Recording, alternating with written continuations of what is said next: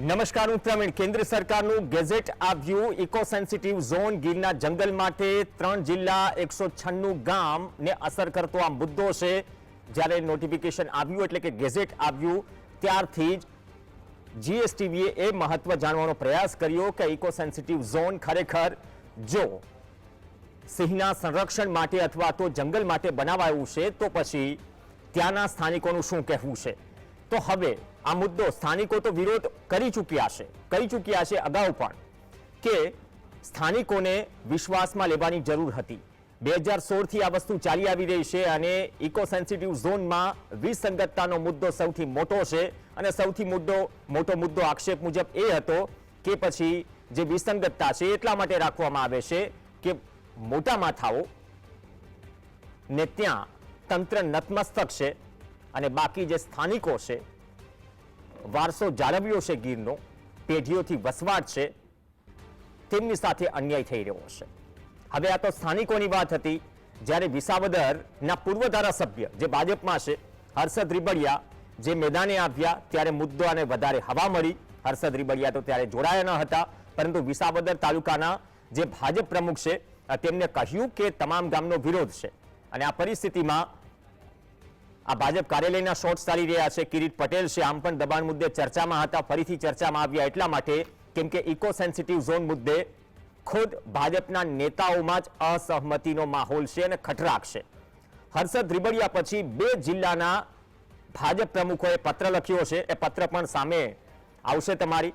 પત્ર એ લખ્યો છે મુખ્યમંત્રીને, જેમાં 2 જિલ્લાના પ્રમુખ છે. એક તો કિરીટ પટેલ જે જુનાગઢ જિલ્લાના ભાજપના પ્રમુખ છે અને ગીર સોમનાથ જિલ્લાના ભાજપના પ્રમુખ છે મહેન્દ્રભાઈ પીઠિયા. તો આ બંને મુખ્યમંત્રીને પત્ર લખી કહ્યું ઇકો સેન્સિટિવ ઝોન રદ કરો, કેમ કે નાના વેપારીઓ, ખેડૂતો, પશુપાલકો આ બધા જ ને નુકસાન થશે આવનાર સમયમાં. તો ખુદ ભાજપના જ નેતાઓ પત્ર લખી રહ્યા છે. તો અસહમતિનો માહોલ કેમ છે? શું તમામને વિશ્વાસમાં લેવાયા હતા? ગીર ઘરેણું છે, ડાલામથ્થો સાવજ પણ ગુજરાત અને ગીરનું ઘરેણું છે અને ઘરેણું છે તો હિતો ટકરાઈ શક્યા. સૌની પ્રાથમિકતા એ જોવી જોઈએ કે સિંહ બચે. ભલે પ્રોજેક્ટ લાઈન આવ્યો, પરંતુ છેલ્લા 2 વર્ષના આંકડા જોશો સિંહોના મોતના તો તમારી આંખો ખુલ્લી જ રહી જશે અને લોકસભા અને રાજ્ય સરકારના આંકડાઓ પણ પાછા અલગ અલગ હોય. તો એ તો ગંભીર સવાલ રહેવાનો છે. થોડા એ પોઈન્ટ્સ પણ ચલાવો કે કઈ શું રહ્યા છે આ બંને નેતાઓ જે કહી રહ્યા છે બંને જિલ્લામાં. જે વિસાવદરથી શરૂઆત થઈ હતી એ જ મુદ્દો કિરીટ પટેલે વાત કરી. કિરીટ પટેલે કહ્યું કે વિસાવદર તાલુકાના જે પણ ગામો આવે છે એમને આ ઇકો સેન્સિટિવ ઝોનમાંથી બાકાત રાખવામાં આવે. અને એવા પણ સમાચાર છે 2-3 ગામના પત્ર પણ મળી આવ્યા છે કે સરપંચથી માંડીને ગામ તમામ ઠરાવ કરવા લાગ્યા છે કે આવનાર સમયમાં ઇકો સેન્સિટિવ ઝોન ખરેખર શું અસર કરશે. અને આ ઠરાવ મુજબ અમે પ્રયત્ન કર્યો કે તમામ સરપંચો સાથે વાતચીત થાય અને એમની શું માંગ છે એ પણ સરકાર સામે આવે. ખુદ ભાજપના નેતાઓ તો કહી જ રહ્યા છે. તો આ તો કેવી પરિસ્થિતિ? ડબલ એન્જિન ટ્રિપલ એન્જિન સરકાર છે. ગીરના સંરક્ષણ માટે, સિંહના સંરક્ષણ માટે એક વટહુકમ બહાર પાડે છે કેન્દ્ર સરકાર અને એનાથી જ અસહમત હોય છે સત્તાધારી ભાજપના નેતાઓ.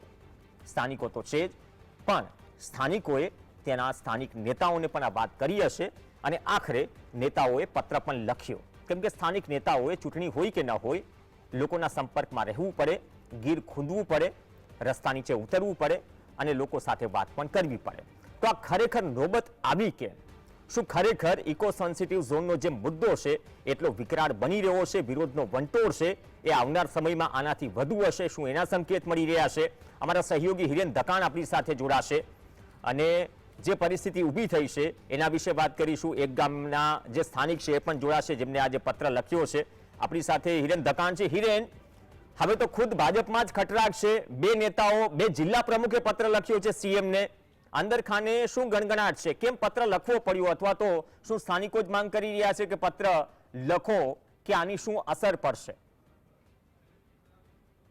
ભાજપની જ કેન્દ્ર સરકારે ઇકો સેન્સિટિવ ઝોન મુદ્દે જે પ્રાથમિક જાહેરનામું બહાર પાડ્યું છે અને તેનો ગામડાઓમાંથી વિરોધનો સૂર ઉઠ્યો છે અને ગીરના જે ગામડાઓ છે તેમાં ભારે રોષની લાગણી છે. જો ઇકો સેન્સિટિવ ઝોન લાગુ કરવામાં આવશે તો ખૂબ જ મોટો વિરોધનો સૂર નીકળવાનો છે. કેમ કે ઇકો સેન્સિટિવ ઝોન લાગુ થવાથી ગામડાઓના વિકાસ ઉપર મોટી તરાપ લાગે તેવી સરપંચોને અને સ્થાનિકોને ભીતિ છે.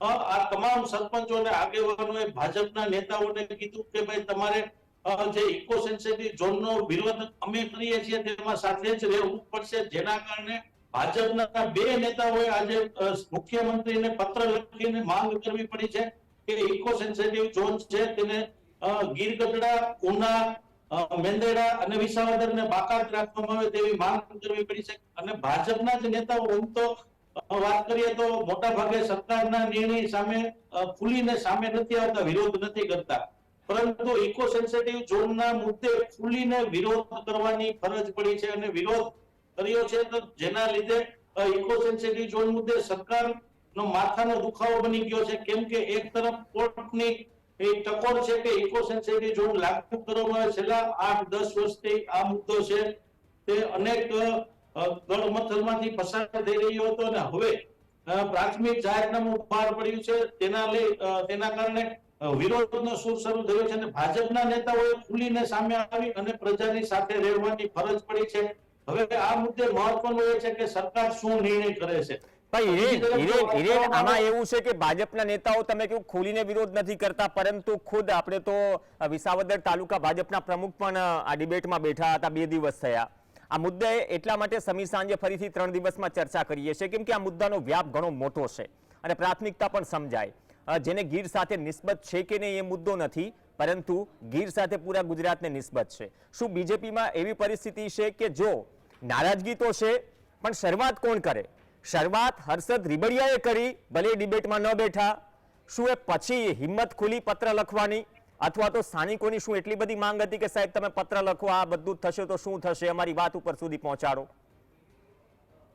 જો ભાજપના નેતાઓ પત્ર ન લખે તો ભાજપને આવનારી ચૂંટણીમાં ખૂબ મોટું નુકસાન સહન કરવું પડે તેવી ભીતિ હતી અને ભાજપના જ સ્થાનિક આગેવાનોએ તેના જિલ્લા ભાજપ પ્રમુખોને પત્ર લખવા માટે મજબૂર કર્યા હોવાનું પણ ભાજપના વર્તુળોમાં ચર્ચાઈ રહ્યું છે. બીજી જો વાત કરવામાં આવે તો આજે ગાંધી જયંતિ હતી અને ગુજરાતના તમામ ગામડાઓની અંદર ગ્રામ સભાનું આયોજન કરવામાં આવ્યું હતું, પરંતુ મહત્વનું એ છે કે આજે ગુજરાતના તમામ ગામડાઓમાં ગ્રામ સભા થઈ, પરંતુ જે ઇકો સેન્સિટિવ ઝોનમાં 196 ગામ આવે છે, 11 તાલુકાના 3 જિલ્લાના જે 196 ગામ છે, આ તમામ ગામડાઓએ આજે ઠરાવ કરી અને ઇકો સેન્સિટિવ ઝોન લાગુ નહીં કરવાની એકી અવાજે માંગ કરવી પડી છે અને આ વિરોધ છે એ ખૂબ મોટો વિરોધ છે. એટલે આ વિસાવદર પૂરતું છે કે તમે જે વાત કરી રહ્યા છો, જે ગ્રામ સભા બોલાવીને જે ઠરાવ કરવામાં આવે છે, વિસાવદર પૂરતું છે કે બાકીના 10 તાલુકામાં પણ આ સ્થિતિ છે? 3 જિલ્લાના 11 તાલુકાના 196 ગામની અંદર ઠરાવ થયો હોવાની હાલ પ્રાથમિક વિગતો આવી રહી છે. ધારીની વાત કરવામાં આવે, ખાંભાની વાત કરવામાં આવે કે ગીર ગઢડાની વાત કરો, મેંદરડા, વિસાવદર, તમામ ગ્રામ પંચાયતોની અંદર કે જે ગ્રામ પંચાયતમાં ઇકો સેન્સિટિવ ઝોન લાગુ થવાની વાત છે તે તમામ ગ્રામ પંચાયતોમાં વિરોધ માટે ઠરાવ કરવામાં આવ્યો છે અને ગ્રામ સભાની અંદર ઠરાવ કર્યો છે કે ગ્રામજનોએ સ્થાનિકોએ એકી અવાજે કીધું છે કે અમારે ઇકો સેન્સિટિવ જોતો નથી. આ ખૂબ મોટો વિરોધ છે અને તેના કારણે ભાજપના નેતાઓએ મજબૂર થઈ અને તેમની સરકાર સામે પત્ર લખી અને માંગ કરવી પડી છે. ઓકે, આપણી સાથે સાસણગીરના પૂર્વ સરપંચ જુમાભાઈ જોડાઈ ગયા છે. સ્વાગત છે આપનું. તમે પણ શું પત્ર લખ્યો છે? તમારો અવાજ નથી આવતો, થોડા અનમ્યુટ કરશો. તમારા તરફથી અનમ્યુટનું બટન દબાવશો તો તમારો અવાજ સાંભળી શકીએ, બાકી ક્લિયર છે. જુમાભાઈ, ટેકનિકલ ટીમ જરા કરાવો, હેલ્પફુલ થાવ, ત્યાં સુધીમાં હિરેનને સવાલ કરી લઉં. હિરેન, શું આ પરિસ્થિતિ છે જે સાસણગીર છે અથવા તો આજે જે 2 પત્રો સામે આવ્યા છે 2 અલગ અલગ ગામના, તો હવે શું માની લઈએ કે સ્થાનિક સ્વરાજની ચૂંટણી પહેલા આ મુદ્દો એ સ્તરે પહોંચશે? હું રાજકીય વાત નથી કે રાજકીય ગણતરી તો મંડાણી જ હશે, એટલા માટે ઘણું બધું થાય છે, પણ જ્યાં સુધી એ મહત્વાકાંક્ષી પ્રોજેક્ટ અથવા તો એ મોટા નિર્ણયની વાત થાય છે જે 196 ગામ અને 11 તાલુકા 3 જિલ્લા સાથે સંકળાયેલો છે, આ મુદ્દે શું ફેર વિચાર થવાની સંભાવના અથવા તો ત્યાંના સ્થાનિક નેતાઓમાં ગણગણાટ છે ખરા? ઇકો સેન્સિટિવ ઝોનનો મુદ્દો 2016 થી ચાલુ છે. 2016 માં જ્યારે પ્રથમવાર પ્રાથમિક જાહેરનામું આવી જ રીતે બહાર પડ્યું ત્યારે પણ તેનો ખૂબ મોટો વિરોધ થયો હતો. ત્યારે 3 લાખ હેક્ટર વિસ્તારમાં ઇકો સેન્સિટિવ ઝોન લાગુ કરવાનો હતો. ત્યારે પણ આવો જ વિરોધ થયો. બાદમાં સરકારે 1 લાખ હેક્ટરમાં ઇકો સેન્સિટિવ ઝોન જાહેર કરવાની તૈયારીઓ કરી લીધી અને આ વાત હાઈકોર્ટના ધ્યાને આવી એટલે હાઈકોર્ટે સરકારનો ઉધડો લીધો હતો કે એક તરફ તમે 3 લાખ હેક્ટરને ઇકો સેન્સિટિવ ઝોન જાહેર કરવા માટે પ્રાથમિક જાહેરનામું બહાર પાડો છો અને બાદમાં જે આખરી જાહેરનામું છે તે 1 લાખ હેક્ટરમાં જ કેમ? એટલે આ મુદ્દે હાઈકોર્ટે સરકારનો ઉધડો લીધો હતો અને ફરીવાર ઇકો સેન્સિટિવ ઝોનનું જાહેરનામું બહાર પાડવા આદેશ કર્યો હતો.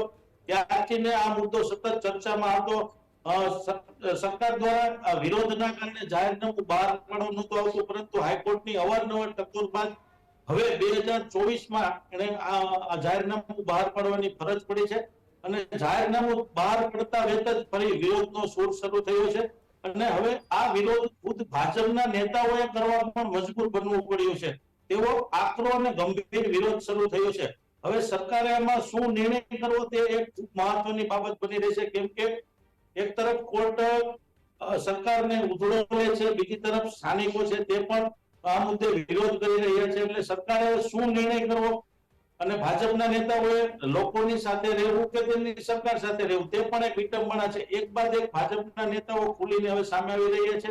વિસાવદરથી હર્ષદ વેબડીએ શરૂઆત કરી. ભાજપના પ્રમુખ છે એણે આ ઇકો સેન્સિટિવ ઝોનના કાયદાને કાળો કાયદો ગણાવ્યો હતો. હવે બે જિલ્લાના ભાજપ પ્રમુખ જ સામે આવ્યા છે. એટલે ખૂબ જ ગંભીર બાબત બની રહી છે. આમાં આમ આદમી પાર્ટી, કોંગ્રેસ કે ભાજપ ત્રણેય શું એક સાથે છે આ મુદ્દે? અને જુમાભાઈને કદાચ ન કનેક્ટ થાય તો ફોન લગાવો, એટલીસ્ટ અવાજ તો સાંભળી શકીએ.